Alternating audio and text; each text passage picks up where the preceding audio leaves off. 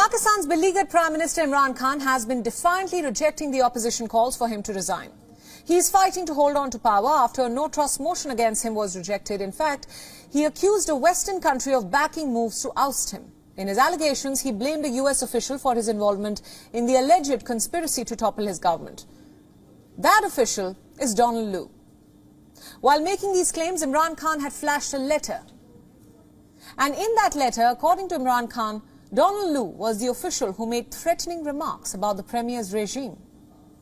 Let's tell you a bit about who this person is. Donald Lu is a top US diplomat in the State Department. He is a US Assistant Secretary of State for Central and South Asia. Currently, he's visiting India. An Indian media house spoke with the State Department official where he was asked to comment on the allegations, but Lu evaded the question about the regime change in Pakistan.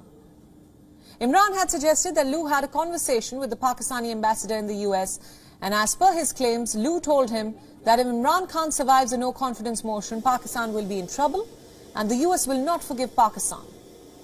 While in New Delhi, Donald Lu was asked about this conversation.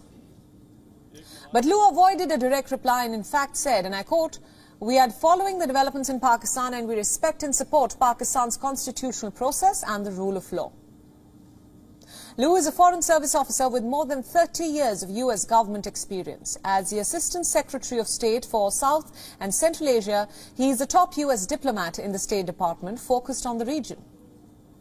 Khan openly also held the US responsible for the foreign conspiracy to overthrow his government. Pakistan's opposition leaders had ridiculed Khan's allegations and the US also dismissed it. Moving on now, South Africa's national state of disaster in place for more than 2 years in response to COVID-19 officially ended on Monday at midnight. The national state of disaster has been the government's main mechanism for managing the pandemic, and removing it will do away with the vast majority of remaining COVID-19 restrictions, aside from a few that will remain in place on a transitional basis. The president was referring to far lower rates of hospitalization and deaths during the country's fourth wave of infections, as we can see. South Africa, the continent's most industrialized economy and the worst hit in terms of reported infections and deaths, has been in an adjusted level 1 lockdown, or the lowest of a 5-tier system since October. The 5-tier lockdown system includes rules around isolation and access to old age homes, and the criminalization of non-adherence.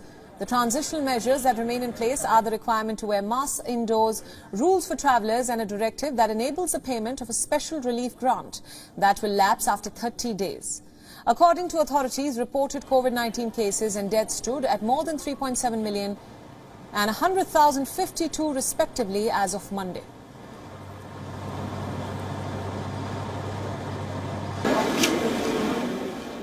WION World is One is now available in your country. Download the app now and get all the news updates on the move.